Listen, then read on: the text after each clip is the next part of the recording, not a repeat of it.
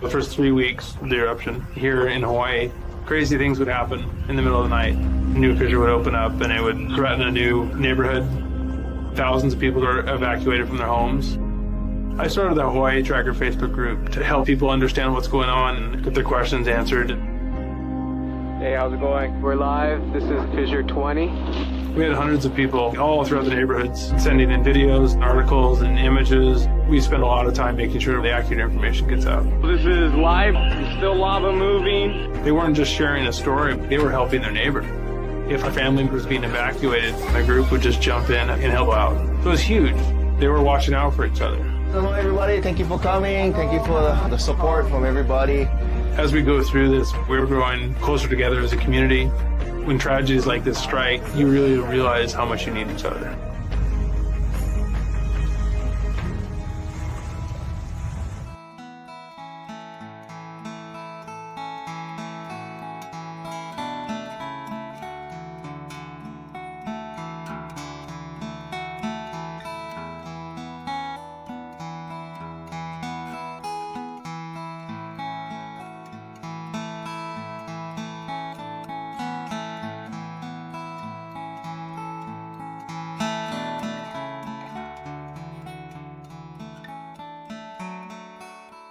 We are the Hawaiian Volcano Education and Resilience Institute, HVERI for short. A lot of people know us from the 2018 eruption of Kīlauea in the Lower East Rift Zone.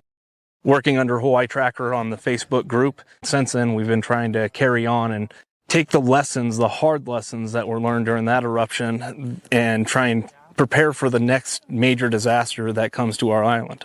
Yeah, and so we do that through two different programs. One is volcano education, and the other part is digital resilience, which we address through online groups on social media. So the way the two programs work together is that the social media networks end up being a distribution pathway for all the information.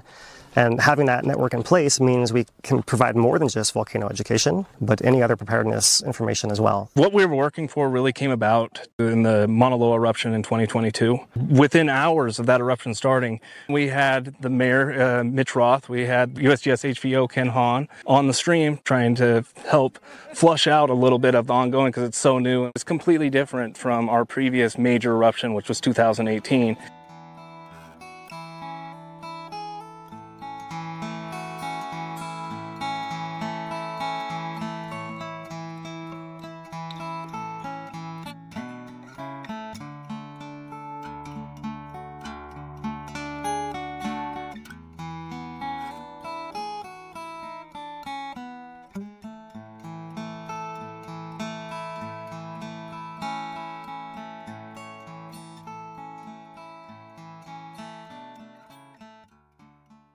One of the things that Talmadge and I were talking about was how do we deal with social media? And it was something we needed to figure out and get right. Our job is to get information to the public and make sure that the public get it as well as possible and as correctly as possible. When Philip and Dane started coming to and live streaming the meetings, it was great because we were reaching more people than we normally would. So when the eruption actually happened, we had this relationship. The interviews we did during the eruption, the most fun ones were the ones with Philip and Dave because they were more relaxed, and we knew we were getting to the local community, and people were asking questions. So those were the best. I think I just want to really give a shout out to those guys and how we worked as a team on this eruption. It really worked out well, and we got to a lot of people we wouldn't have normally gotten.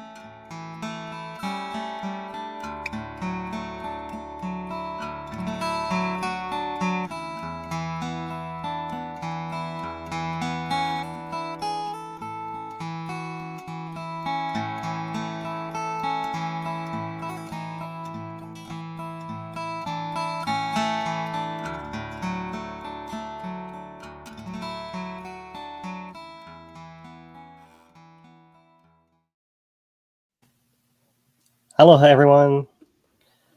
I'm geologist Philip Ong, here with Mr. Dan DuPont, and Carrie and Daniel Kaufman, and backstage Lua Tor. We're the nonprofit HVERI, Hawaiian Volcano Education and Resilience Institute, here with our weekly Hawaiian Volcano Tracker program for you guys. Today's Thursday, March 27th, 2025.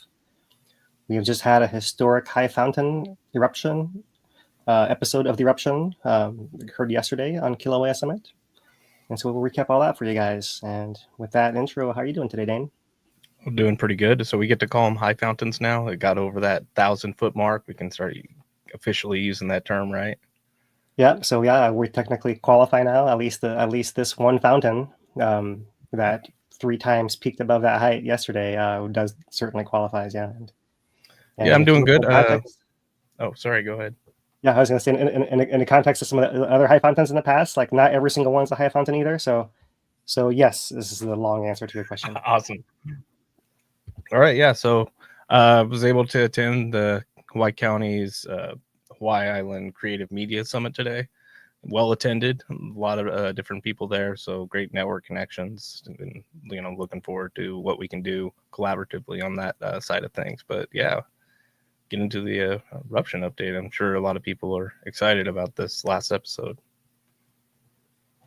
All right, so let's get into it here. And thank you for collecting questions in chat and leading discussion there as usual. And let's get set up for our summary here. That was not it. Let's try that again. All right.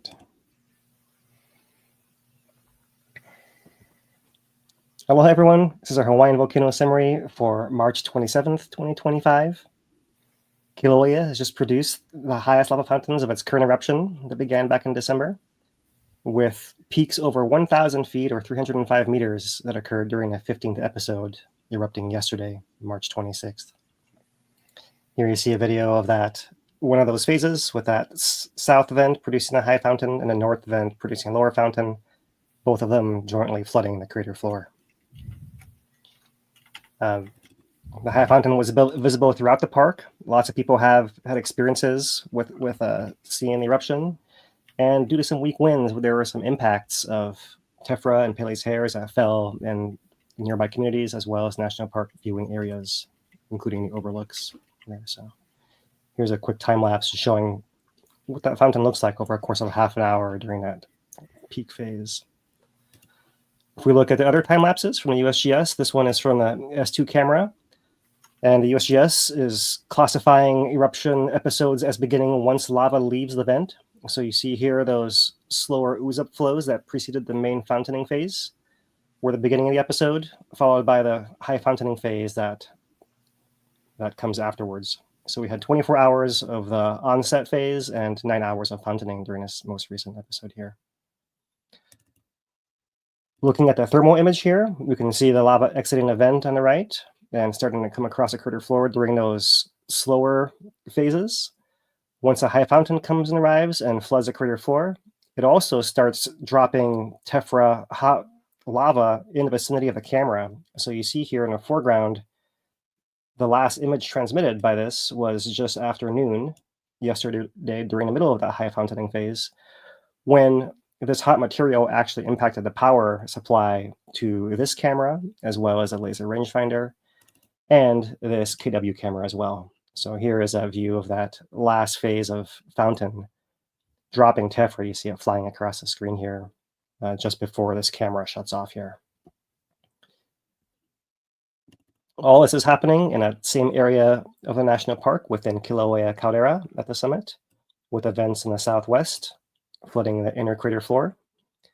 And it is dropping Pele's hair and other tephra and much of this area to the north of the area of the vent here. But all the lava is otherwise contained within the crater and poses no threat to people. If we look at the ground deformation signal, we are following a similar pattern. We had a period of inflation since the last episode, episode 14, back over here. And once we reached approximately the same threshold of ground deformation here, we had the onset of high fountaining and deflation at the summit. And once that ended, we are now seeing a reinflation of the summit in that area. Now, this part of the signal looks pretty similar to what we've seen in the past. However, in a few hours following the end of episode 15, there was a flurry of earthquakes beneath the summit that occurred that actually coincided with a drop of tremor to near nothing. And so the USGS earthquake counts are adding up that little flurry, as well as some deep earthquakes under Pahala and south flank events, which all jointly have combined to make this last day in earthquake counts actually one of the highest earthquake count days in the last month here, with over 60 events happening yesterday. However, if we look at the larger picture at the summit, north to south across the caldera, we're more or less in equilibrium, where we're not really extending or contracting very quickly across all of the episodes. So most of the magma is coming into the volcano is finding its way out, it appears, at the summit there. This is restricted to the summit, as the east rift zone is still showing signs of contraction following this most recent eruption. If we look at the tables for the USGS, here we have the official start and end times. And officially, we had 31 hours of total activity in this episode, with 9 hours of high fountain at the end there. And the USGS update for today recaps all these numbers, as well as reminds us that because of this seismicity and tremor intensity behaving somewhat differently after episode 15 compared to after previous episodes, and because it's only been less than 24 hours of tilt, they are not yet forecasting the start of the next episode. So there's a little bit less certainty than we had in the past following episodes, but it appears we may be back on track. We'll have to wait and see on that. The biggest impact still remains the gas and Pele's hair and tephra. Here we have a map of the VOG forecast. And if I switch it to the particles, which is the particulate part of the VOG, you see impacts across much of the state here. And if we look at the Citizen Science Monitoring Network from Purple Air, we'll see that mostly here on the Kona coast at present. Wrapping up Kīlauea and turning to Mauna Loa. Mauna Loa has been pretty quiet, with just one deep earthquake under its summit. Earthquake rates are consistently low following the eruption back in 2022. It's still recharging, slowly filling, and moving upwards. And there is no new information to share about Mauna Loa. And that's our Hawaiian Volcano Summary for this week.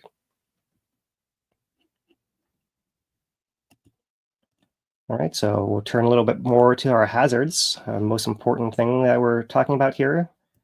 Our mission, of course, is to improve disaster preparedness and response through education here. So one of the biggest things we want to do is share what the impacts might be and have you share those with your friends and neighbors as well. And everyone can be better prepared for what actually is affecting people these days. Thankfully, the lava is all stuck inside of the crater. So it's just the gas and the particles coming out. So I thought I'd start off showing you guys, this is the KP camera that's out up on the south flank of Mauna Loa looking to the south. So we see a lot of weather in here. We start off with trade winds coming from left to right here. You see the clouds moving across. But then the winds shift. Here now they're moving back the other way. We have an eruption begin there. We have VOG blowing kind of straight up and down or in the field of view of this camera, not really moving away. And you see it kind of flooding the area and getting hazy as well. So not much to see there. And here is this morning, still a little socked in up there.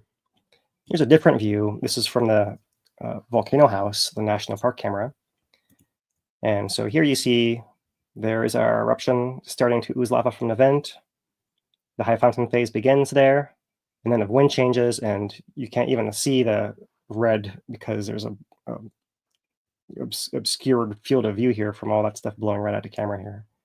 So pretty incredible to see how thick it actually got in some parts of that national park there.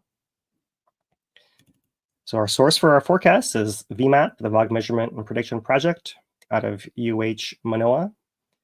And as usual, you can go here and you can get all these different links. And so we're just going to the model and showing you guys the actual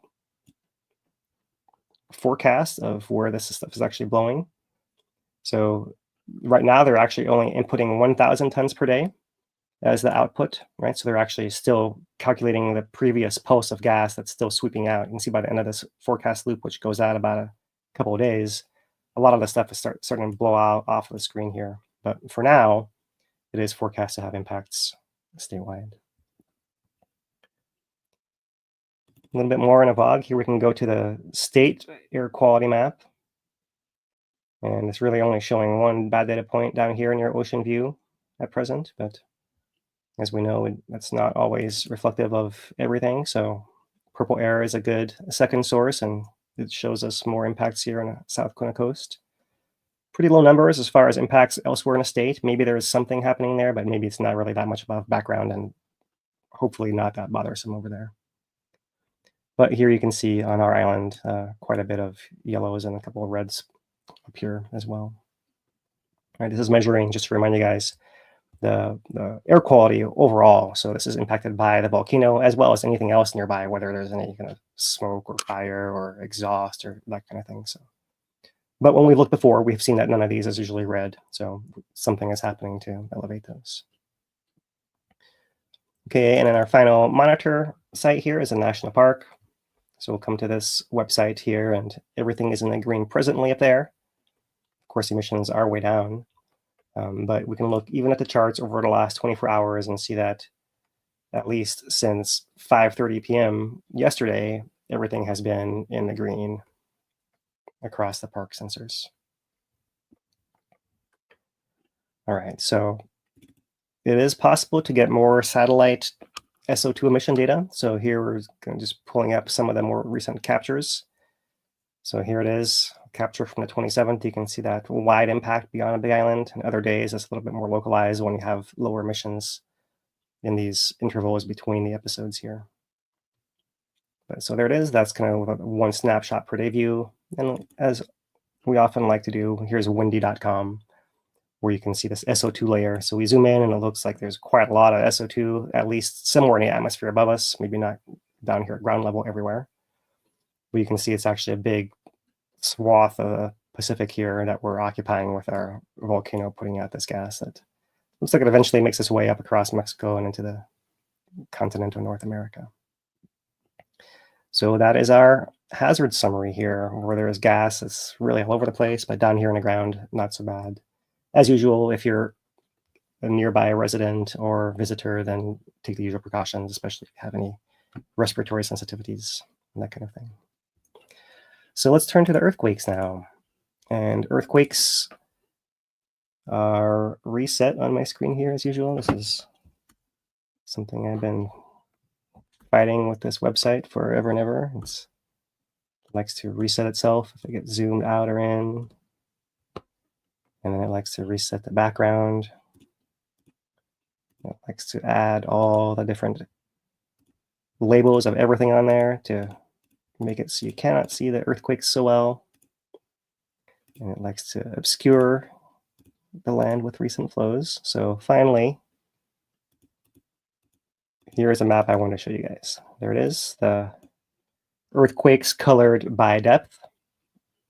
And here's something else sometimes I'm able to do as well. Often I show you guys the last 2 weeks, but right here we're showing you guys just the last 1 week to make it a little easier. That part actually saved. How about that? With all the things.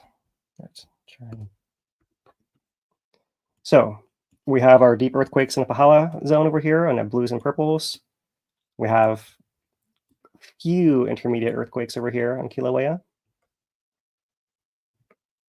This is still displaying a little bit strangely, huh? All right.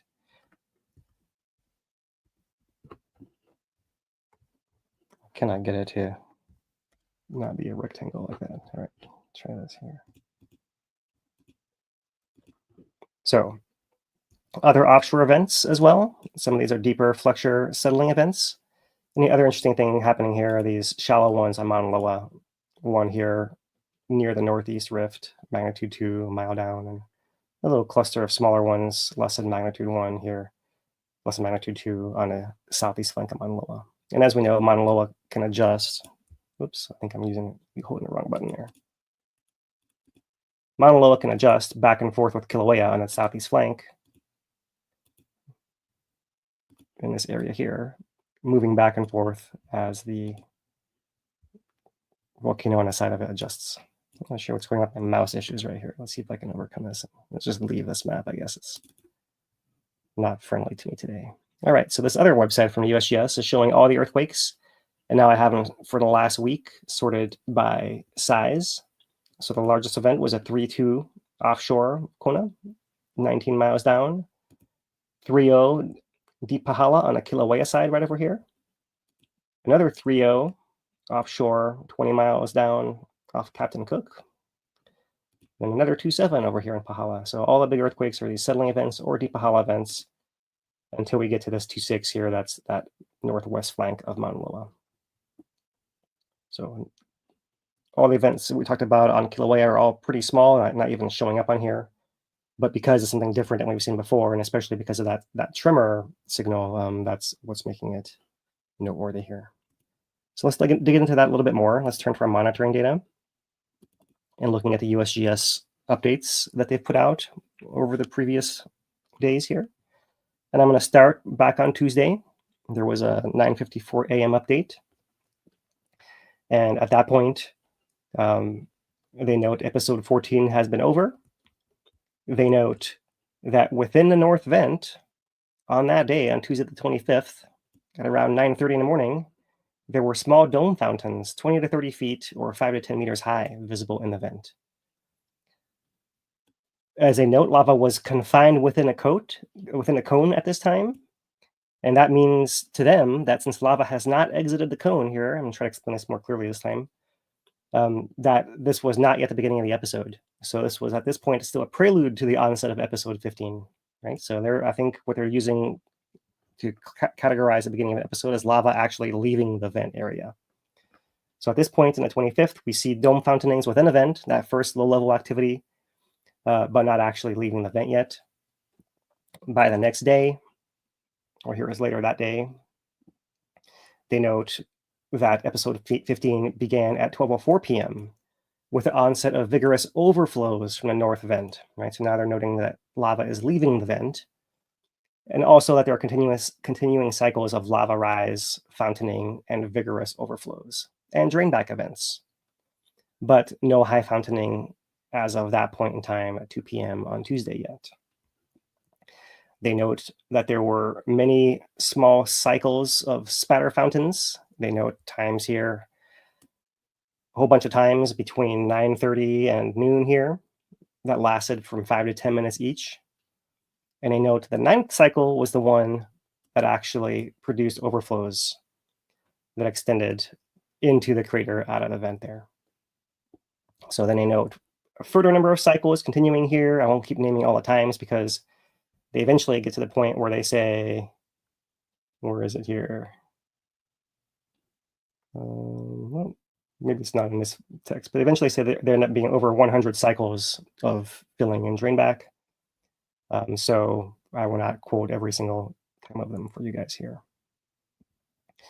So yeah, that's where we were with the announcement at the beginning of the eruption episode. And then the next day, Wednesday morning, they noted that the cyclic behavior, which they call gas pistoning, was continuing that morning still. This is still at 9:36 a.m., right? And then the update that comes out next at 10:45 a.m. announces the onset of sustained high fountains from both the north and south vents at 10:20 a.m. At that early time, by 10:45, just less than 30 minutes in, they noted fountains were already 600 feet high, 180 meters high. And here's where they note over 100 cycles of lava rise and fall with overflows and spatter fountains. So there's a lot of text here. I'll not read any more for you guys. Let's keep it moving and come to the update that was Wednesday evening. So at 7:10 p.m., episode 15 ended when fountaining at the south vent stopped. The north vent had stopped earlier, around 12 p.m. That's only 2 hours in, right? So you can see 7 extra hours from the south vent. And because of those definitions of when lava leaves a vent and when a fountain begins, they note here episode 15 lasted just over 31 hours, with the last 9 hours consisting of high fountains predominantly from the south vent. They note here, later fountaining reached maximum heights over 1,000 feet, 305 meters, which were higher than in previous episodes, continuing a pattern of fountain growth with time there. They note that the fountain reached just over 1,000 feet between 11 a.m. and 12 p.m., and again at 1:30 p.m. The rest of the time, much of the rest of the time, it was in excess of 600 to 800 feet, and at some point later, more sustained fountaining at 600 feet. There were some funny things happening with the fountain just after 1:30 p.m. So just after that last high fountain phase, the south vent began to incline or bend over, directing lava to the southeast. It reappeared intermittently throughout the afternoon, so it kind of straighten and bend and straighten and bend, with a maximum inclination approaching 45 degrees. By 5:30 p.m., that south vent fountain became vertical and sustained back to 500 to 700 feet high. And they were pretty high there up until close to the end, where the fountain shuts off pretty quickly. It's noted here that during episode 15, lava flows covered about 80 to 90% of the floor of Hale Ma'uma'u. I have questions about this myself, but this is what's being reported here. We'll look at this in a little bit more detail. I do note that there was deposition of Pele's hairs and tephra in public areas around the park and in populated areas near the summit. So that was the important thing there. And the last update that we need to look at is the one from today, where beyond stating all the other information we've already recounted here, they note spots of orange glow can still be seen on the crater floor at night as erupted lava continues to cool. The south vent continues to degas and glow at night, indicating magma is not that far below. The north vent was largely infilled with tephra from the south vent, so the vent glow was absent in north vent last night, aside from when part of the cone slumped in and exposed some still hot material that was then glowing as well. So I'll keep moving here. It maybe is worth noting there were some instrument issues at the UWD tiltmeter that they have since corrected. They've been relying on both the Sandhill, SDH, and Wikahuna to make sure that they have consistent signals. And if any of you guys have been watching these and have questions about it, one quick check on whether the signal you're seeing is real is to check both of the tilt meters and see if they're showing you the same thing. If only one is showing you something crazy, like it looks like an intrusion or some giant spike on a graph, and it's only happening in one place, then you have to suspect that it might be the instrument if it's not registering across the entire network, right? That's just the key thing, since a lot of people are watching the tilt meters nowadays, so try to time their trips up to the volcano. Okay, so importantly here on an analysis, let's see, where's the part about the earthquakes here? In a few hours following the end of the episode, about a dozen small seismic events occurred near the summit. Right. Following those events, a variably weak seismic tremor has returned. And it's noteworthy that at the end of the eruption, besides the deflation onset, they have a significant decrease in tremor as well to near zero. So almost no tremor at all. Then there was about a dozen small earthquakes. And then following that, you have weak variable tremor returning. So not as strong a signal as we've seen following the previous episodes. And that's why they're maybe holding off a little bit just to see what shakes out. And between that and the short time, that's where they're once again saying that they're not going to forecast the next window for the next episode here. So yeah, the timeline is here once again, right? So here we are, episode 15, 31 hours officially, which you see compares to the 29.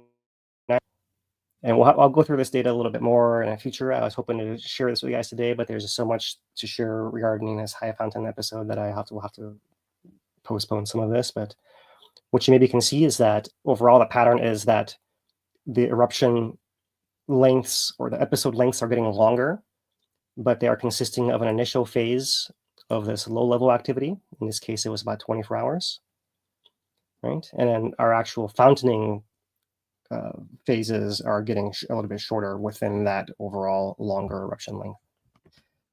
As far as our pause, we had a 6-day pause, so that's about right on our average for the last 10 eruptions or so, right? So our last one was a little bit higher than average, but we'll be interested to see if we have a change from that with this little signal under the summit that followed episode 15 here. Okay, so some of the data, what does that actually look like? Here is the last week laser rangefinder looking at the elevation of the surface of the crater floor. And what it's showing here is the period in between episode 14 and 15, where just inflation of the volcano is causing this ground level to actually rise a little bit here. And then here is the onset of episode 15, where lava is flooding across this area. This thing starts showing a rapid increase in depth, and then it stops sending data because this is that point where the lava hits the power supply for the rangefinder and a couple cameras that are up there. So we'll have to wait and see if any of that can be restored somehow, right? Here's our tilt showing that inflation phase before episode 15, kind of that flattening time that preceded the onset of high fountaining, right? It's noteworthy that we had been inflating. Our inflation rate slows when we have the beginning of the episode and the low level activity. And it actually only drops once the fountains begins. And so our 31 hours go back into here as well. Our high earthquake counts today, we touched on a little bit already. So, but that's how they register. This is, if we look here, there's a couple of things to note when we look at a graph like this. Not only the counts in blue, but the red line is showing us the cumulative moment. That's like if you were to add all the magnitudes together of all the events, kind of. So there was one big earthquake that happened here, and then two other ones that registered here as well. And so all of those together, if we kind of scroll down, we can see that the ones that caused the biggest jump were down in Pahala, the deep earthquakes. Another big one here, that one right there. If we scroll down, that seems to match up over here. And maybe the last one might be this south flank event over, where'd it go? Over here, right over here, just past the date line. And so that's the big energy events, and then lots of other events. You see they're split between Deep Pahala and this kind of south flank and summit depth range all through here. So that is the earthquake events. And the map, once again, showing the distribution of Deep Pahala, the summit cluster, and the south flank events here. Okay, I'll keep moving. I'm going to skip over the cross section today. Here is the month-long graph of the depth in the crater. So what we typically see, so this was episode 15, there's 14, there's 13, and there's 12. So actually 15, I missed it. This is 14 right here. 14 was funny, 13, 12, and 11. And so what typically happens is what you see here in 11 and 12, we see this surge of lava come sweeping across the crater floor. It's really gas rich, and it's flowing like a flash flood almost. And so it kind of comes and crests, and then it recedes afterwards. So you see it's receding back down over time. And then when it settles, that elevation there compared to the original elevation, that's how much you actually gained of lava right there. So in that case, you're looking at something like 3 meters, 10 feet, something like that, right? Similarly here, you see that similar pattern on the next episode. That's 12. If you're on 13, you see it as well. 14 was funny because I think the lava did not actually come across this area. So instead, you're getting the deflation of the ground as the area kind of sags with relief of the pressure. And so what you thought you would get with this one would be up and then back down and settling somewhere over here as well. But so that's what we'll have to wait and see. We may not get any of this middle part, but hopefully we'll get this resumption of this line at some point over here and see how much we've actually gained. And that maybe can be something we can use to ground truth our volumes happening within the crater there. And there we go. That same signals corresponds to our ground tilt here. So we've discussed this already. I won't belabor that. And over the last month, here's our earthquake counts in context, a little bit higher than we've seen for a few weeks. Okay. Last year GPS. And so this is really interesting to note, once again, the GPS distance north and south across the crater. And for much of the last year, you can see how much we've actually been extending that distance north and south across the crater. We've had to fill it and then have an intrusion or eruption to then relieve it, and fill it and then relieve it through an intrusion eruption. Many times we've done that pattern, right? And so since we've had this current eruption ongoing and into December, we're not having any net gain. It's all, we're keeping everything within this window right here, which is pretty interesting. We have we have seen in other eruptions in the past where you can have this kind of cyclicity, but it can kind of be net rising or it could be net falling as well. And we're actually just about the same, it turns out. And so this is a really interesting time for scientists where they can try to calculate, like, well, if it's really just staying the same, then what's getting out must be close to equal what's coming in. How can we account for that? Because we're always trying to find out how much magma is coming in a volcano, and it's really hard to untangle that from all the other stuff happening at the same time usually. So we'll see if there's any science comes out of this interesting phase as such like that. And just to point out that this is not happening in a rift zone, right? The rift zone is still contracting, and so all is still quiet down in the Middle East Rift and Lower East Rift. So just to illustrate this a little bit more, here's a 5-year plot of that GPS line. And so here you see once again, building up to our summit eruptions in 2020 and 2021 and 2022, 2023. And then now we're finally the flattest we've been in 5 years. And so it's really a new chapter on Kīlauea. And Pu'u'o, you can see, is how that long-term contraction with a little blip that was associated with that Middle East Rift eruption at Nepal last year. But overall, still contracting, going down. All right, today we actually have, for the first time in a while, a map produced by the Mounts Project. The Mounts Project does automatic INSAR images, satellite distance measurements, and it's been offline for most of this year, and an image popped up this week here. So here it is. And what this is showing is the distance. Well, let me explain it a different way, right? The satellite flies by, measures distance to the ground, flies by a second time, and then it measures it again, and it says what's the difference between that first scan and a second scan. And it plots those using these colors, right? So the more fringes, they're called, you come across, then the more you have going on. And this is hard to explain how to actually read it, but overall, there's not a lot of movement all through here. There's an interesting signal right in there, which if you look, it looks like it goes from yellow, green to red to blue.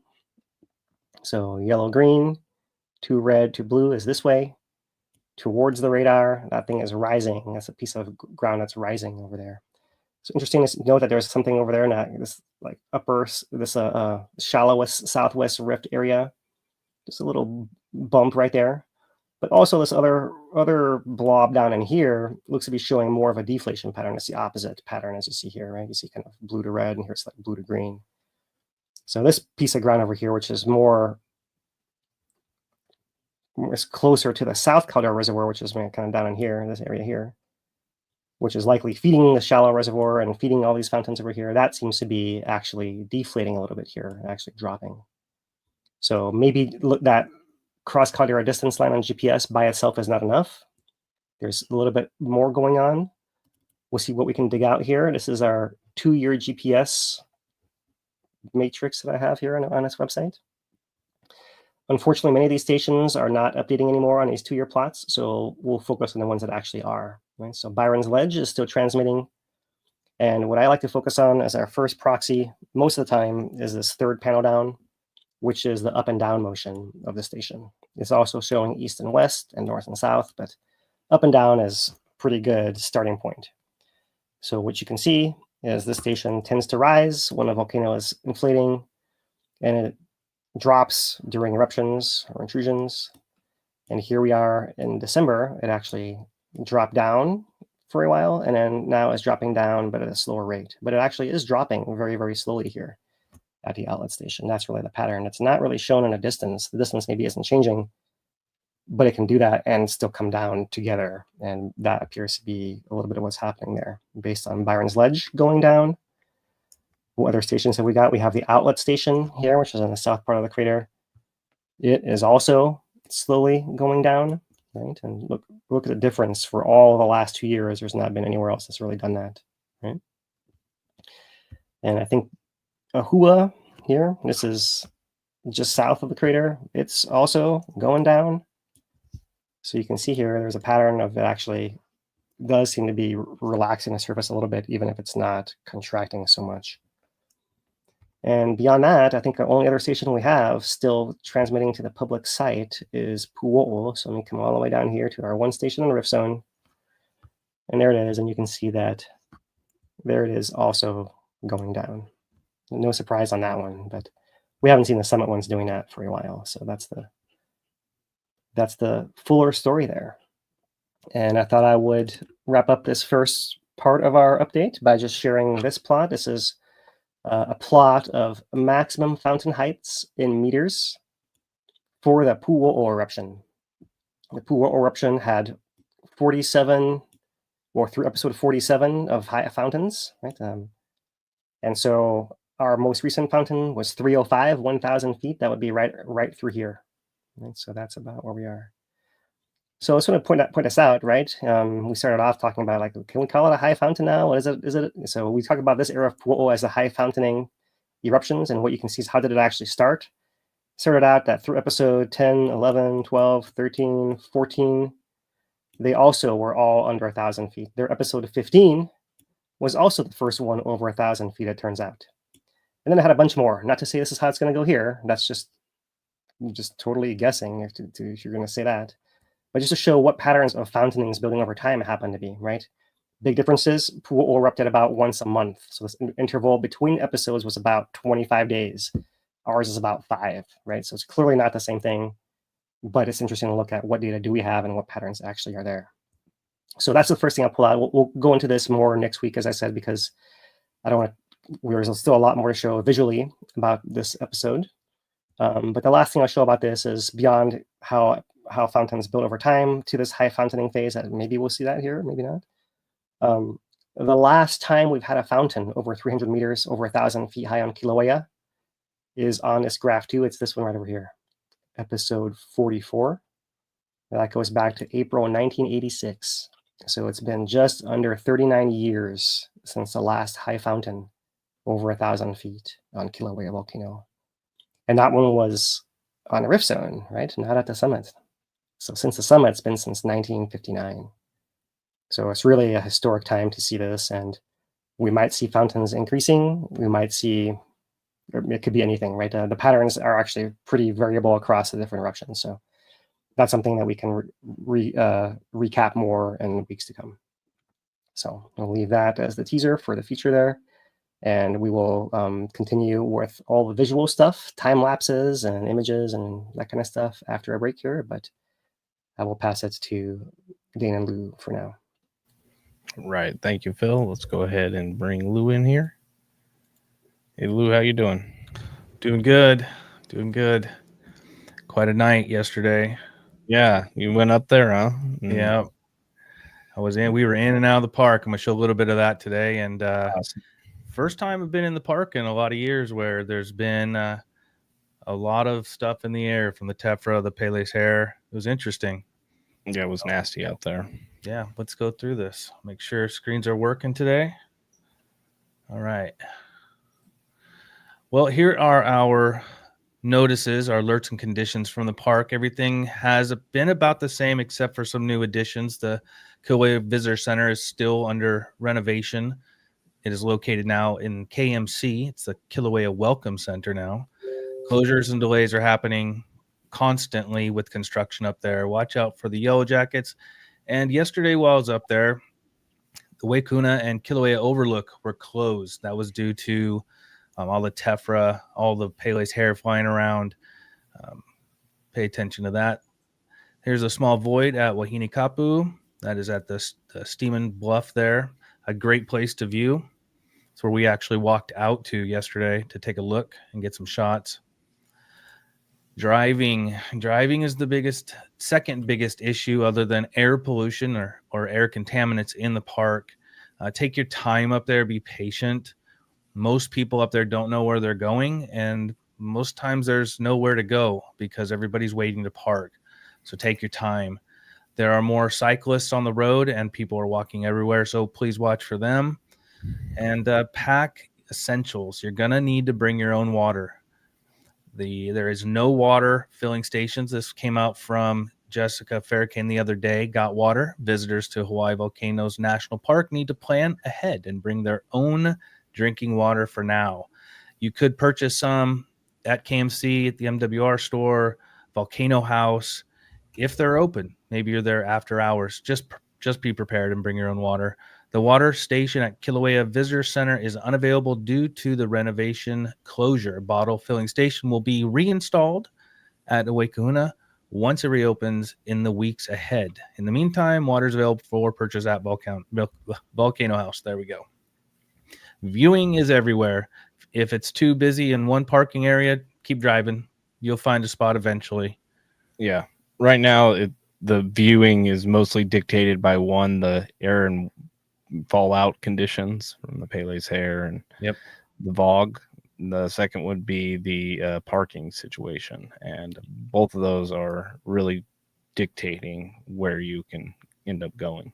Yeah, pretty much all of it, right? Here's a picture that one of our volunteers hooked us up with, Yvonne, with what's going on at the Kīlauea Visitor Center, the renovations. And you can see they took out a huge section of parking here that you can see, but there's also another section of parking back along the side of it that's gone. This is where you can park up at the Kīlauea military camp, but that's as far up as you can drive due to Waikahuna and Kīlauea Overlook being closed. The benches that are here on the right-hand side are not open yet. I just have them there as a nice photo of what's coming. Here's a little look at the construction and the blind turns ahead. If you know up there. If you're driving the Devastation Trail, there's a lot of blind turns all the way down there. Here's a shot of the parking from yesterday. You can see we just grabbed some shots in different locations. One was the Kīlauea Visitor Center that's under renovation. You can see this little white car on the left-hand side just parked where they wanted to park. People are double parking there. If you have somebody parked behind you, just wait. Go on another hike because you can't do anything about it. There's also a shot in this other, see if you can see this over here.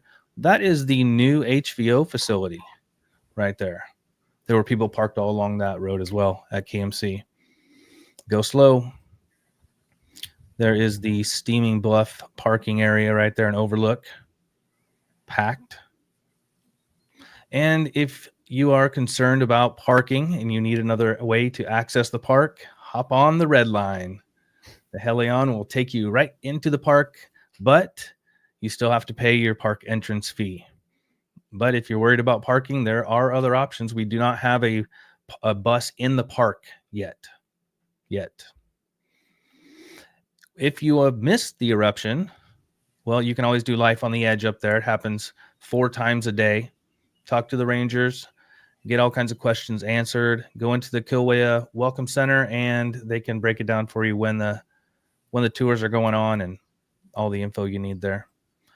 This weekend, March 29th, from 10 to 3 p.m., our partners and collaborators, HACA, will be doing Cause for Pause, the Ulti-Mutt adoption event.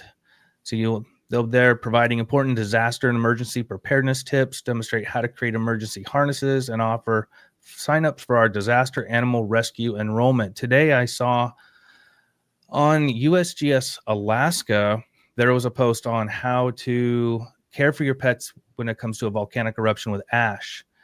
These guys would be good to talk to if you live in Volcano Village or you live down Kau and you have Pele's hair, how to protect your pets during a volcanic eruption. So check them out. That is downtown Hilo at the Afukchinen Civic Auditorium from 10 to 3 on March 29th. And also happening this weekend at the Maku Kui Fest, you can go for some live poi pounding, demos, garden tours, live music, dance, and food. Check them out. That's Saturday, March 29th from 10 to 2. And the Tsunami Museum has new hours, 10 to 2 on the weekends. Those are modified due to funding issues. So go down there, give them a donation and support them, help keep their doors open and learn about tsunamis. Today, actually, I think is the anniversary to the Alaskan tsunami. Does that sound right, Dane? I think it is. After hours for the park is coming up Thursday, April 3rd. I'm leaving this on here so that you can plan ahead. Pacific Tsunami Museum, saving lives through education. And if you are not subscribed to our newsletter, Now's your chance. Scan the QR code or visit us at hveri.org/subscribe. Our new newsletter comes out at the beginning week of every month. That's how you get it right there. And there we go, Dane. Yeah, I do not think that was accurate, though. We had the April Fool's Day tsunami, and then I think the other one was in May. Wasn't today? I think it was May. Anyways, go ahead and throw some thank yous out there, including the Puna Strong Kīlauea Recovery Grants and the Bye Grant Program for the County Council with Kīlauea Recovery Team. And also Hawaii Community Foundation helps make this, as well as our other programs, possible, and the support that we needed to get off the ground and continue our work today. So we really appreciate them. One more thing, Dane, before I roll these credits, Chuck in the chat was reminding me to mention horses, because we do have horses here. So not just dogs, they can answer your questions at the Paws and Claws event this weekend. There we go. Okay. I was wondering what that meant. I was like, mention horses, Lou. I'm like, I'm not. So yeah, thank everybody. Your contributions, your donations. We do take donations if you so incline over on hveri.org/donate. And we are a 501c3 nonprofit community-based organization. So we're tax deductible, and we appreciate everybody's support. Also, the likes and subscriptions, the shares, all that fun stuff really does go a long ways in helping get this program as well as the message out there. And we're trying to, again, do, volcano education and preparation for the next major disaster that inevitably, natural disaster that'll come our way. So, all right. Thank you, Lou. You got it. We'll bring Phil back in here. Welcome back. So, do you want to do any questions now or just save them until the end? We could do a couple if you want, if they relate. Yeah, I see there's maybe a couple of data ones. Yeah.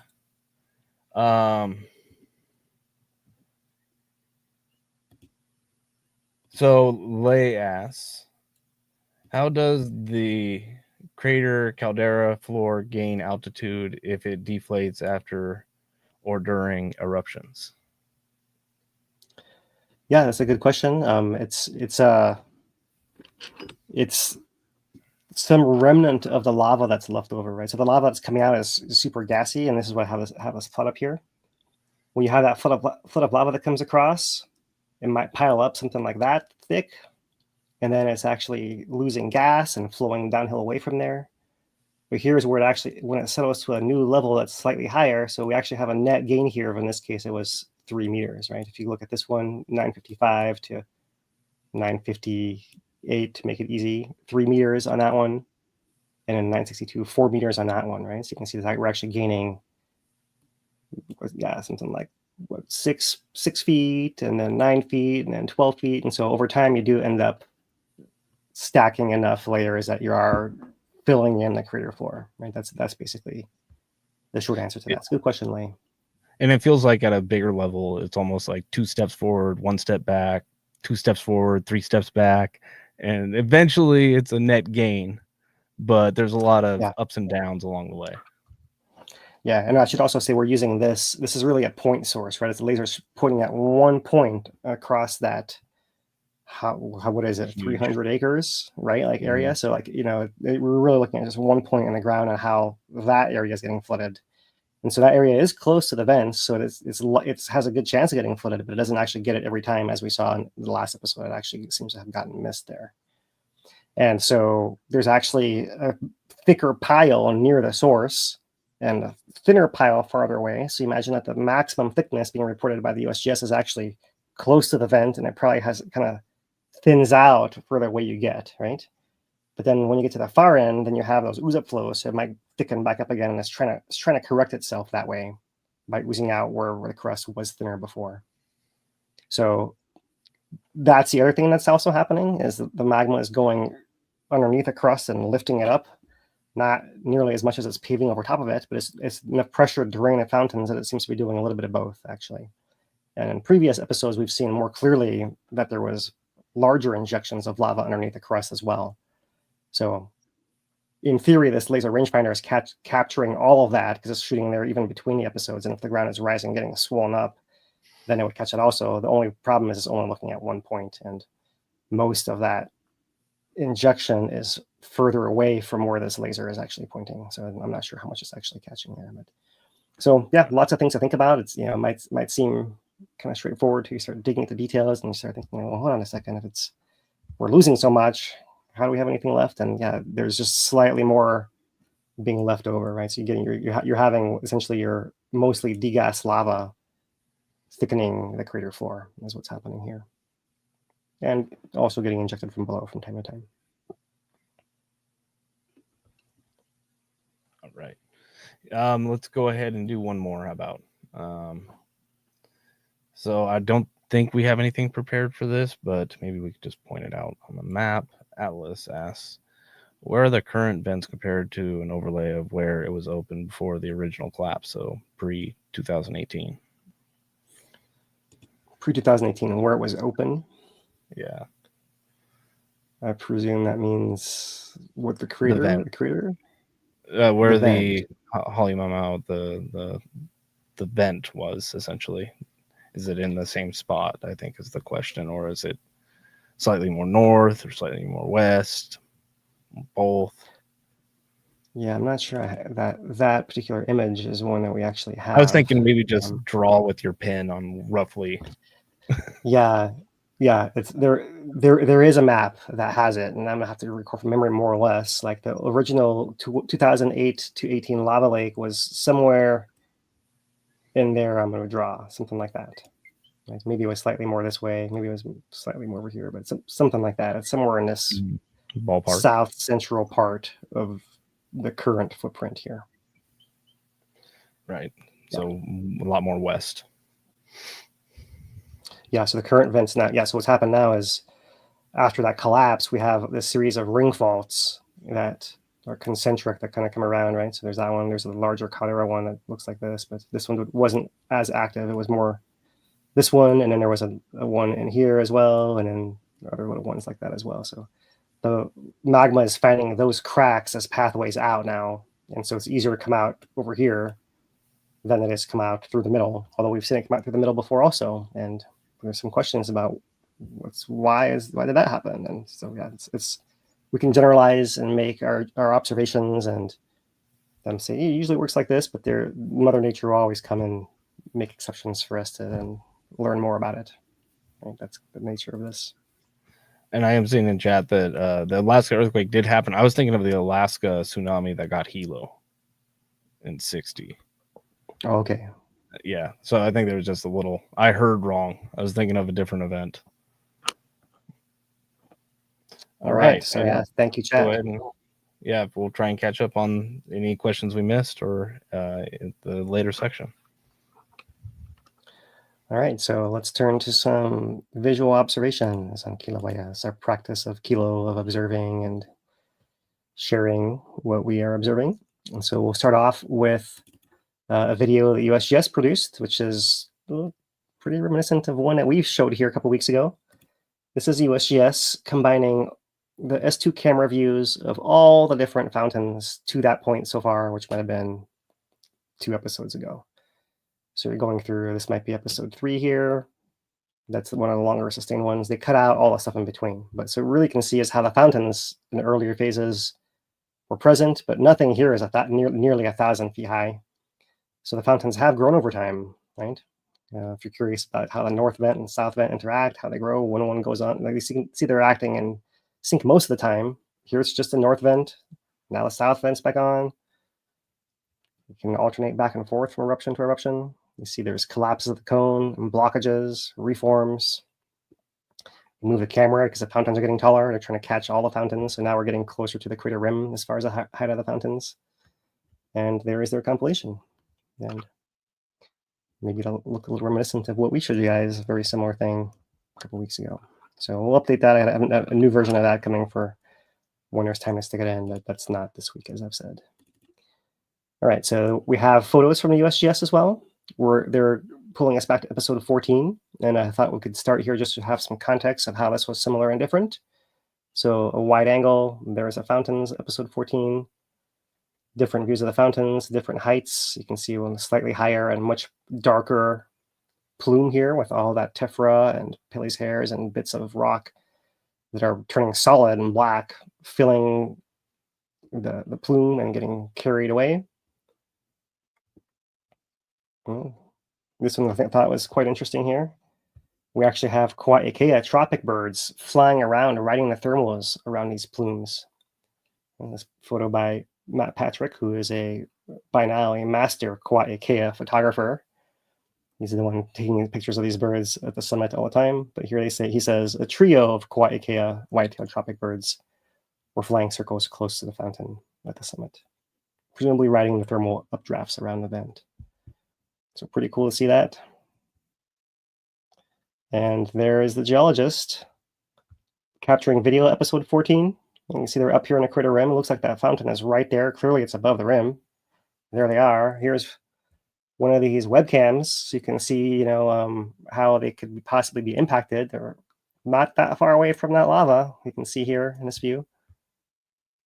Right? And then you're using laser rangefinders to measure the heights.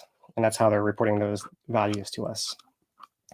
Here is an image that, in hindsight now, is very telling of what just happened to those cameras. I'll scroll down here. The KW camera, F1 thermal camera, and continuous laser rangefinder are perched on the upper right portion of the photo. So that's what's going on right here. Those are the rangefinder laser rangefinder, the F1 thermal camera, and the KW camera. And this is where the spatter came and landed and damaged the power supply just yesterday. So they were noting in this episode 14 fountain, these cameras were hit by grapefruit-sized pieces of tephra during an earlier episode of fountaining, but were protected by their enclosures. So a few days after they post this, then the cameras actually get hit by something hotter that takes them down, unfortunately. And there is a time lapse of episode 14 that we'll show you guys a little bit later when it's a little bit more relevant here. So moving forward to the after effects of episode 14, they did a flyover to collect more elevation data so they can then calculate the volumes of material being erupted within the crater floor, but also all the stuff that's spraying out of it. Also, they can scan that stuff too. They note that when they flew over, they couldn't really see much glow in the vents. They saw red stuff from where the cones were falling apart and were still hot inside. And they noted that the areas where they've been showing us images of these tire tracks across the tephra, because they're going back and forth across it and using this road. So here you see where they've been leaving the tracks. And the most recent episode came and just filled everything back in again and covered it all up again. As you can see here, all those tracks obscured. And so there is the actual road right there coming across. And maybe if you have been to the park in the years before the closure of this Southwest Rift overlook that existed on Crater Rim Drive before it closed in late 2007, I believe. It's been a long time now, right? You could actually stop here and you can see these kind of little canyons on both sides of the road, right? Where the surface is getting pulled apart and creating these cracks that were this uppermost extension of the Southwest Rift. Well, many of those are getting filled now by lava now too, or by this tephra as well. Here's one of those. You can still see it over here, but over here you can't really see it so much. You're getting filled in quite a bit. Over there, that thing is all missing. So pretty fascinating, I think, about how this is burying and really obscuring the landscape that was here before. And they're still taking samples to measure chemistry and all that kind of stuff as well. So there is that too. So yeah, that was episode 14 time lapse there.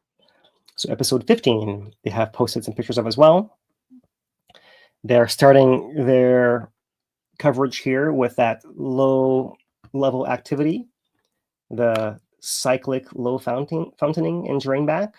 So here is when it's actually full and overflowing.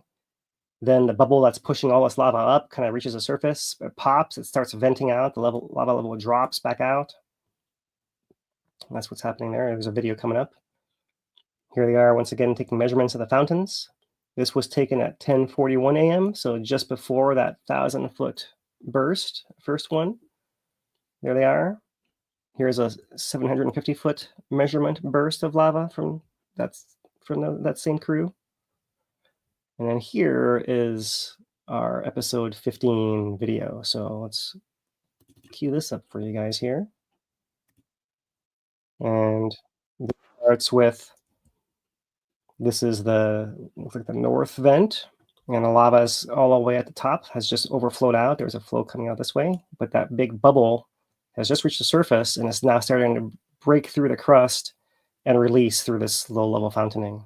You can see the crust that's formed here on the side, right? The lava was just sitting there long enough for it to form that skin, and now it's all getting disrupted and torn apart as that slug of gas is coming to the surface here.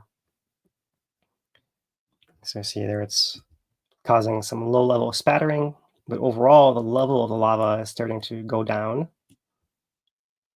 Let me advance this a little bit here. About there. So now maybe you can see, let me zoom it in even more, right? Now we actually have made space down there that the lava is draining back into. Almost like a little vortex, like a bathtub drain almost, right? It's almost swirling to get in there. And that's because that slug of gas had left the area. It burst its way up and out, escaped, and that left the room underneath for the lava to drain back in.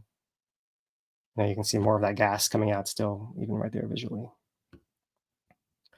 Right, so that's the filling and drain back of that low-level activity. And then here come the higher lava fountains. It's a bit overexposed. This looks like it was just at the beginning there. You can see there's this flood of lava. The whole thing is moving across. It must have all been very red and hard to capture. Here is our, let me pull this back just because in the same view, here are our cameras and power supplies right over there. Looking at the cameras, you can see like why. You see the lava splashing down here in our initial phases. And here's a view from the upper rim. Look at all the material falling up in the upper part of the crater. So not only was the area that normally is closed in danger, was also the overlooks that Lou mentioned, Waikahuna and Kīlauea Overlook, impacted and closed as well. So that was the episode 15 video. We'll switch over here now. This is our V1 camera. Let's get it to live. There it is. It's blowing some fume towards the camera here, but no lava in there now. And in case you have not been following and watching, there is a new live camera, the V2 camera. The USGS is running at the same time as a V1 camera. This one is positioned at the volcano house and is looking towards the vent from a different angle there. And it's also a pan tilt zoom that it can change the field of view. And so this was it earlier, and let's see how it looks now, something like this. But let's show you guys the sequence from the V2 camera. Here's our first lava exiting event, the beginning of our episode. Low-level activity, that pistoning up and down in that pond. All through the night, flows exiting the vent and traveling a little distance before the high fountains come up here. And then it looks like the fog blows right out the camera and you can't see much for a little while, and then eruption shuts off. So let me slow this way down, pull it back to this phase right here. There's that high fountain from the south vent. North vent was active, then shuts off. South vent is high, gets blocked, starts inclining, bending over, straightens back up, goes inclines, straightens, that whole dance over there. There is all the fog right in the way of this camera. The fountain is still there when a fog clears enough. That's showing you the wind blowing right at the volcano house once again there. And then once the fountain shut off, you still see some glow and overturning from the flow field here, cutting through the darkness. So that's our V2 camera. Let's go to the V1 camera, which we're more used to seeing and had a little bit clearer view. So here is that evening before. We see glow in the vent, but no lava has exited yet. Oh, now we see it coming up. We see it reaching the surface, spilling over. We've begun our episode. We haven't started our fountaining yet. That's coming in the morning. After more of this pistoning, rising and falling, there it goes. Shooting across, bending over, feeding that flow across the crater floor, shutting off. The flow is still moving down there even after the fountains are done erupting. And there you can see at the very end, that cone is still continuing to move. All this stuff is hot and sitting on fluid lava, so it's like a putty that can still move and settle under that weight as it flows through gravity and all the weight on it as well.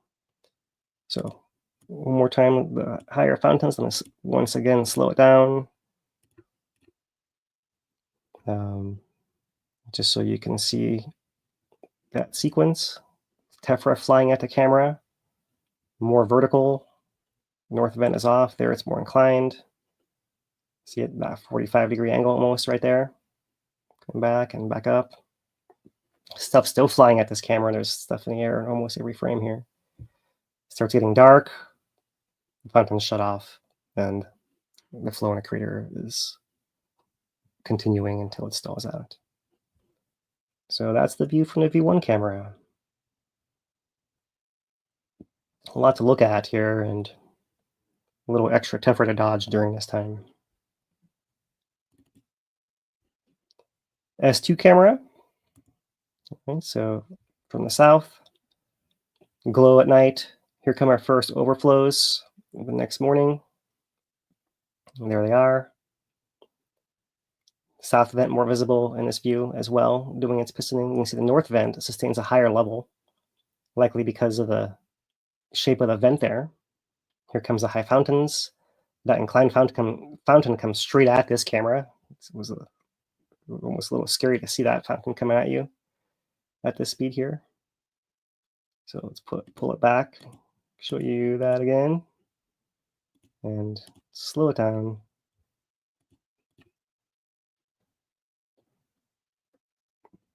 There it is. Look at all the material in the air, all that solid rock. That's, you know, I actually had a chance to go up to the park as well and got caught underneath this tephra fall, and it felt like black sand that was collecting on everything, right? And you pick it up and look at it, and it's not rounded sand. It's just a sand size piece of rock that came out of that stuff that was shooting and flying in the air.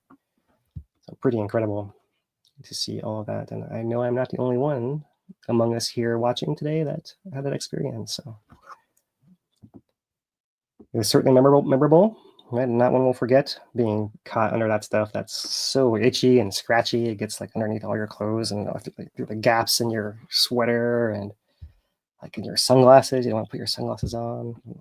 Turn on your windshield wiper. All that stuff it's really a nuisance if you're under it, but memorable, of course. All right, so that was an S2 camera there, episode 15. And now I'll show you episode 14 from the USGS time lapse, because we can compare what we saw during that episode 14 and 15. And so here is a similar pattern. There's a lot of flows oozing out from the vent at the beginning of the episode. In that case, episode 14, we had better wind direction, so the wind's blowing right to left here.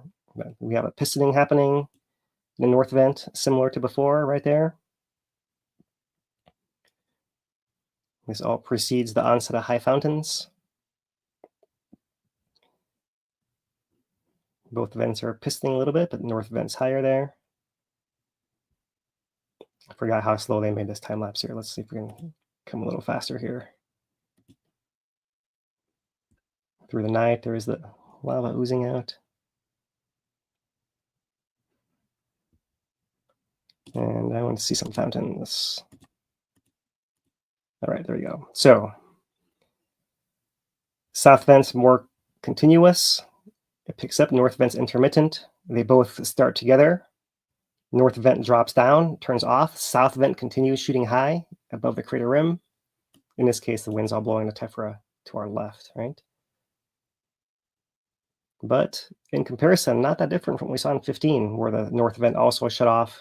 In 14, the north vent reactivated a couple of times. You see when it does that, the fountain height drops down. They're pretty fascinating to see how they're actually really connected. And I still feel like it's just the nozzle, right? It's really at some fairly shallow depth, those things reconnect. It's a matter of which way is it easier for the lava and the gas come up, depending on what's pushing and from in what manner. So let's keep going. This is a KW camera. This is one of the ones that got knocked out. So here we are, the vent glowing at night. It's going to put out its first little flows. You'll see it's pretty much kept to this far southwest part of the crater. Those first little flows, there they are, right in there.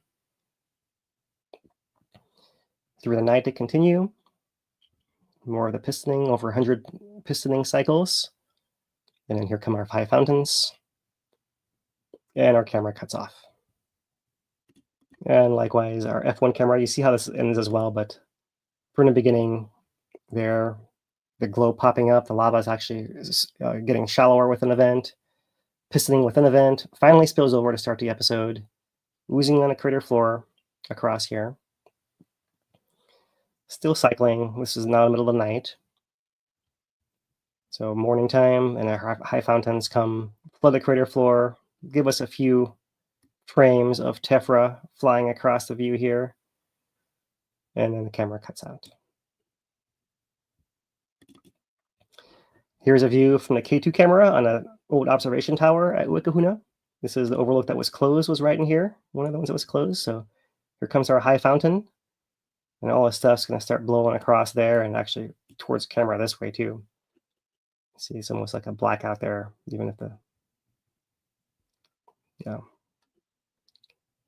So and just another view there, that high fountain coming over the edge. There we have pretty massive fountain there. And curious to see if that'll be the tallest we get. We'll have to wait and see. Okay, let's have a couple more cameras to go through. This is a B2 camera.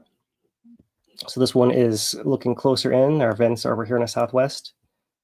And let's play this. So we're back on the 25th. Here comes our episode beginning.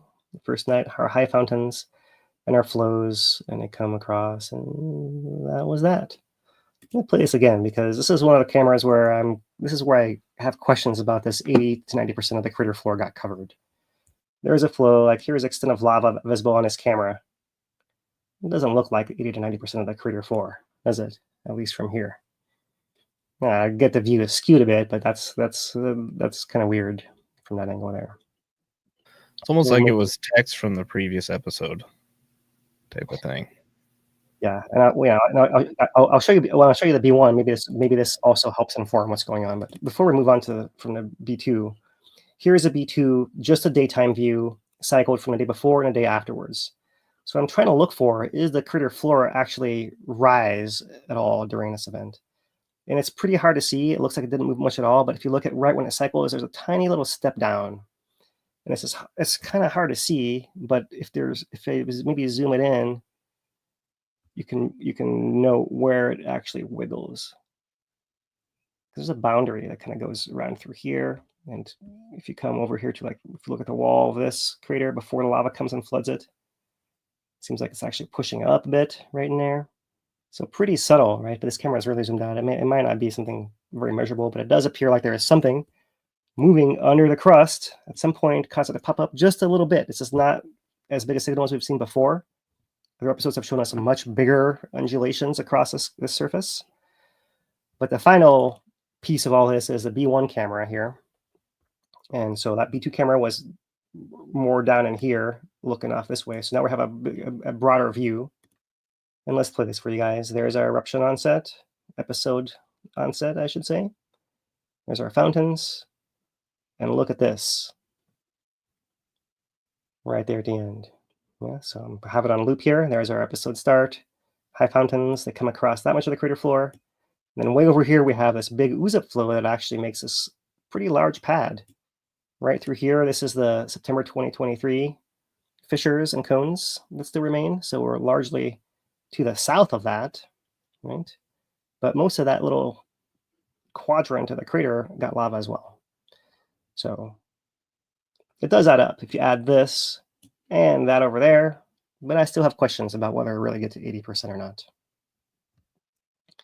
And that's the last piece here. This is something we normally would see on a thermal camera, but because the thermal camera is offline, we are now only seeing it on this B1 camera, this ooze-up flow on the southeast part of the crater right over here. But I wanted to show this also because anyone who was visiting the volcano last night, after the fountain shut off, had a good chance to see this really large, cool-looking outbreak down there on the crater floor. So that's the last view from the cameras, but I thought I would also show you a few other things. I mentioned I did have a chance to go up there myself. I filmed for a while the fountain. This is why I sped this up to make this time lapse. This is probably between 11 and 11:30, something like that, or 11:15, somewhere in there. Just so you can see how the fountain is actually pulsating and moving and changing its angle and those kind of bursts. That's something that's easier to see if you speed it up a little bit. So I know there's a lot of content out there with a lot of great pictures of the fountain. So something a little different to show you guys here. How does this look a little bit more sped up in that view? So this was right around that time of that high peak that I was lucky to be there. And so looking a little more closely, there's our north vent, and really interesting to note how the gas seems to be carried differently, right? It seems like this fountain is much lower. It's not nearly as much gas in it, or if there is, it's all mixed in lava, whereas over here it seems to be almost separate, blasting this stuff out of there, right? And there's that highest fountain up there. Massive amount of gas coming out as well. And at the very top, there's this part of the plume that really fascinates me, right? Because you can see there's stuff like right there, that stuff's falling back down. And then over here, this stuff doesn't fall down, it keeps going up. So there's this point that splits where the top of the fountain is falling back down, and some amount of the material, the tephra and Pele's hair, is too light, it doesn't fall anymore. It gets carried and blasted over to all over the surrounding area. And pretty fascinating looking there. You got to have reticulite being formed in here, and the Pele's hairs and the Pele's tears. All that stuff is all embedded in there. And so one last video to share with you guys here of that lower north vent. If you zoom way into it, this cone itself is pretty tall. I forget, the last measurement might have been something like 80 feet or something, but massive waves coming out of there. These are going to be some huge waves. It's just dwarf compared to the 1,000-foot fountain next to it. But pretty incredible sights there for this fountain, as have been many of these events as well. But since I have a little extra, I thought I'd share a little extra, and we have finally checked our box for the high fountain category here too, so makes it a little bit more exciting. All right, so that is the Kīlauea part of our update here. The last thing I want to share is just our volcano watch from this week, which has a little bit of other volcanoes as well. So the volcano watch this week is called Moving Magma: What Happens After a Dike Intrudes a Rift Zone. And essentially what this is a offering of 4 panels, 4 different satellite image changes. This is once again the INSAR, which is that satellite ground elevation measurement, right? And here we actually have bigger intervals of time, so you have clearer signals that they're presenting to us that are much more cleaned up as well.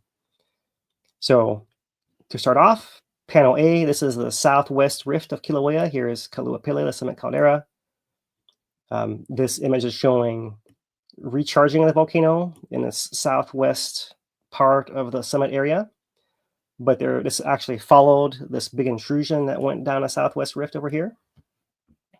And right in here, in the middle of this signal, where all these arrows are pointing, is this trace of settling, where the ground is sinking in this very linear shape, presumably right over top of where that blade of magma was. Right. So this is one of the ways you can, after the fact, be like, where was that magma blade exactly? Well, this shows it pretty clearly, and we can actually filter at something like this. So there it is. That was the one, Southwest Rift one.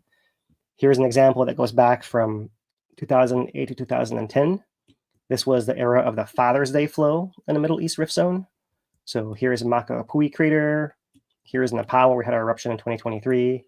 Mauna Ulu is here. Mauna Ulu is right there.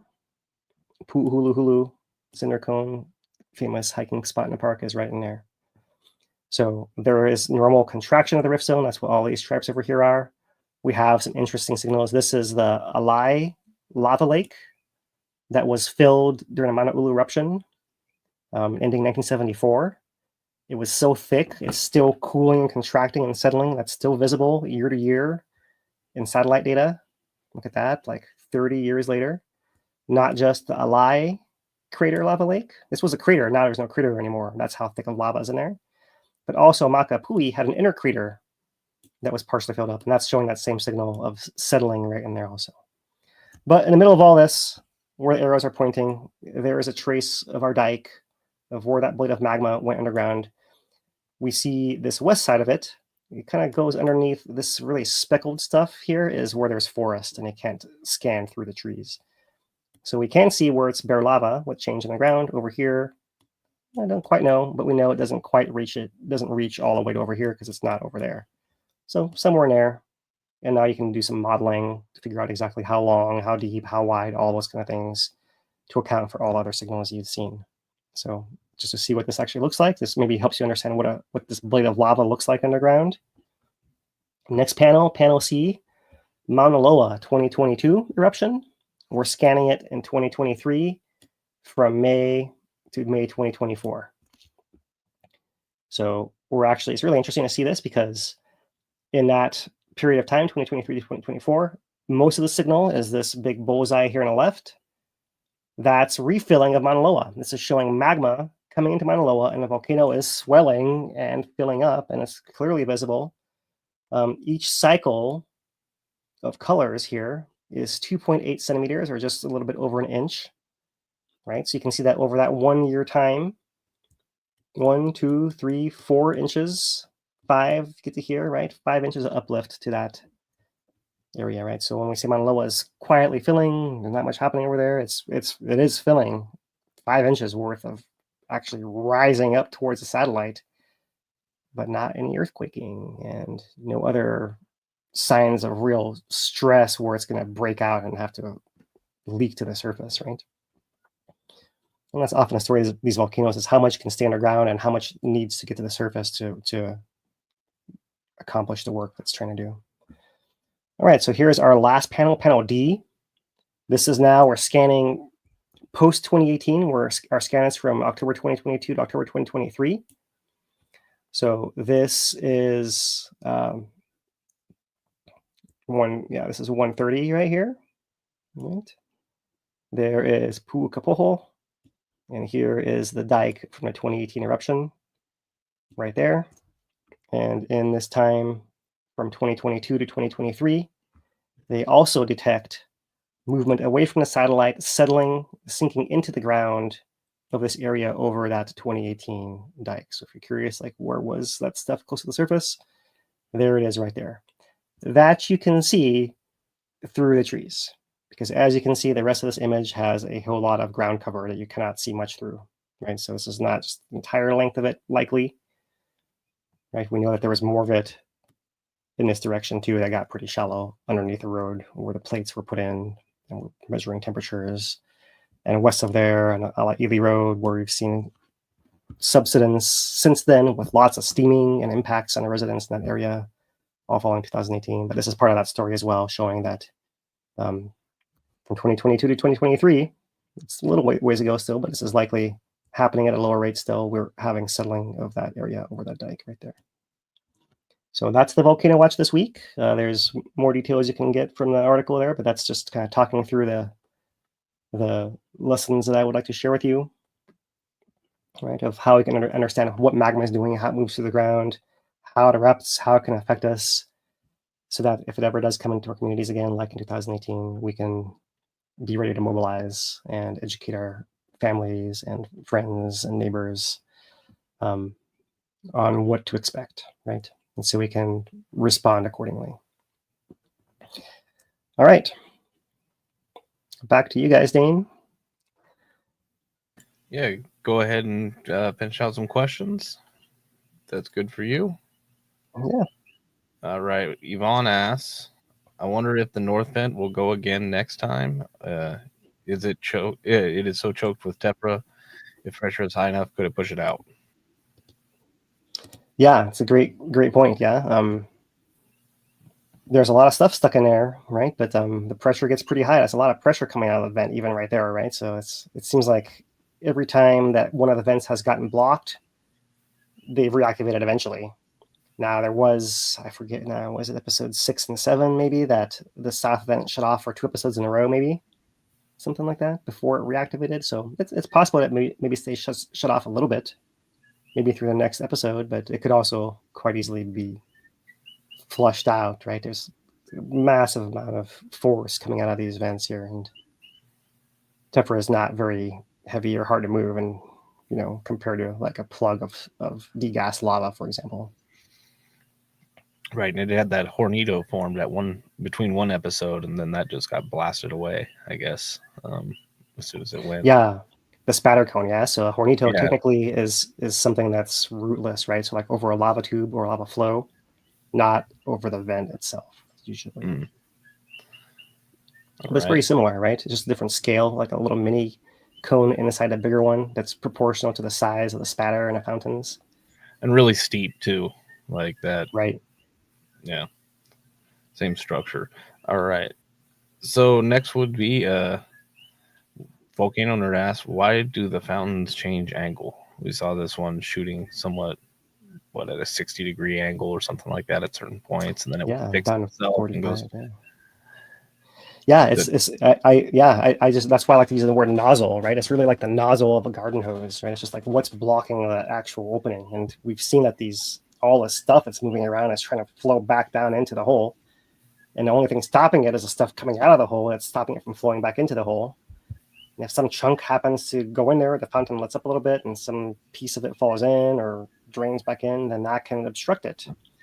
And it's not unlike turning on your garden hose with your thumb over part of the end of it and spraying it out a little bit to the side, because you just have something in a way to deflect it. And whatever that thing is getting moved out of the way when it gets vertical again. And then something else happens where it gets tilted again. And so it's happening a lot. Like whatever's happening there is happening constantly. And it's likely the cone, look how much the cone is growing every second here with lava on it, right? Like that stuff's going to try to settle and flow back in. And that's likely what's happening, is chunks of that are blocking the actual hole. We saw in that cycle and drainback video, like the actual size of the hole is smaller than that inner cone inside the bigger cone. So it's actually a pretty small hole when it comes down to it. That's shooting a lot of stuff out, which is pretty fascinating. All right, move on to the next one. From Chuck, we'll go with. So I wonder how deep the tephra got on the rim. I guess the real question would be is where on the rim, right? But let's just think, maybe where would it even be the thickest point this time? Because usually it's out to the west, going towards the Ka'u Desert, where you showed all those thick fields of tephra. But this time it was kind of funky, right?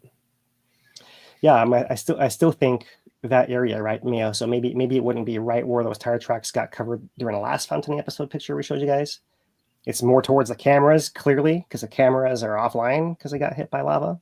The power source or the wire or something happened. Maybe we'll get a picture. Sometimes we get a picture of like something melted after the fact. Maybe that's coming next week. But that same area in that western part of the crater where the public is not allowed to go, and that's part of it as well. So when that zone shifted a little bit more to the north to include Uwikahuna, Kīlauea Overlook, then they closed that as well. Yeah, most people don't. There's not enough.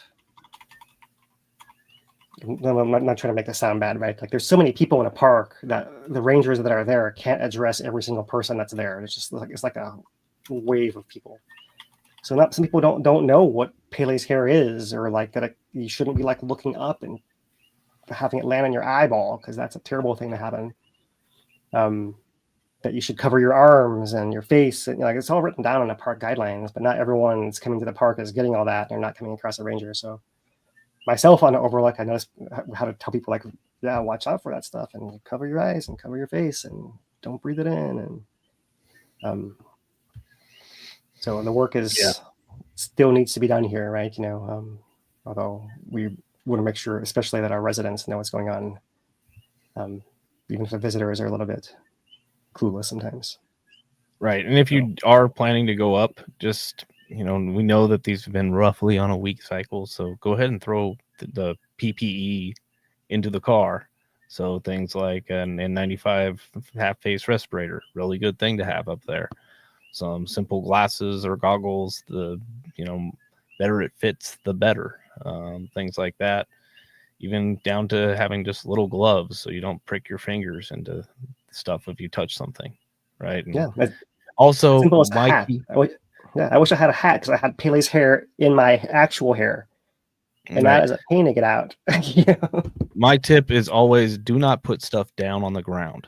If you put a bag or whatever down on the ground, all that fiberglass all that glass is going to go into it, and then you're going to put it on your side, and it's going to go right into you through your clothes, and you're not going to have a fun day. So just don't put your bags on the ground. Just make sure to carry them if you're out there and that stuff. I learned the hard way on that one. Yeah, it's true. Especially after it's a bunch of it's on the ground already. That's when you really want to be careful, right? And there's tons of Pele's hair all around. I think we have some posts on Tracker about that as well. Just tons. So watch out for that stuff. Watch out for your infrastructure at your house. Stuff catches in the gutters. It can affect your pets, right? After 2018, people like to use a lawnmower to try to chop it up in their yards to like help their animals, but you had to do that with your respirator on because you don't want to be breathing that stuff, right? Oh yeah, full setup. So and you'd also have to go everything covered. You'd have to resharpen your lawnmower blade after that because that thing would be just dull and useless after. Yeah, that whole. You had a lot more tephra there, right? I think, right. Like at your house, you actually had rocks in the grass, which I don't think rocks in the grass. Yes. Yeah, mostly they have sand. I would say more sand size stuff rather than the bigger rocks you guys had down there. Yeah, right. Crazy. All right. I will do one more. It was the. Let's do Richards here. So, what is the highest fountaining ever filmed in the crater? What was the largest fountains? In the crater, there was a different question than the highest fountains on Kīlauea, right? Because the highest fountains weren't at the caldera, right? Well, I myself consider Kīlauea Iki to be part of the main caldera. Oh, okay. It's actually in the caldera. And that was actually the only other summit high fountain event we have on record since the onset of the USGS. The other two events were at Pu'o'o on the Middle East Rift and at Mauna Ulu on the Middle East Rift. So you really only have two summits and two Middle East Rift ones to talk about. The ones at Kīlauea Iki were 1,900 feet high. So a little bit less than twice as high as this, 580 meters. It was not that high for that long. That was like a fairly short burst. And so this is something to get into in the future. I knew we were going to be going over our hour and a half today. I don't want to add any other graphs or other stuff than that. But I have them to show you guys to show you that, for example, how those fountains evolved for each of those episodes of Kīlauea Iki, for Pu'o'o, for Mauna Ulu, so that we can compare what's happening here with ours. And so we're now falling into that same category where we're getting the taller fountains, follow our shorter fountains. The other high fountain events at Mauna Ulu and Pu'o'o and Kīlauea Iki all also had low-level effusion phases before high fountains and after in between high fountains as well. So there's a lot of similarities to get into, but we're out of time today. So stay tuned in the future for that. Right. Well, thank you, Phil. Thank you, everybody, for tuning in today. We do live stream these on Thursday, 5 p.m. Hawaii Standard Time. Unless something, unexpected happens, not another episode, but we might do something. But, Thursday, 5 p.m. is our standard time. If nothing crazy happens, that's where you can catch us next week. Sounds great. Mahalo, Dane. Mahalo for Kiri and Dano, our ASL interpreters, as always. And to Lou Ettore on the back end, and for our community corner as well. So from all of us here at HVERI, the nonprofit Hawaiian Volcano Education and Resilience Institute, until next week, aloha, everyone.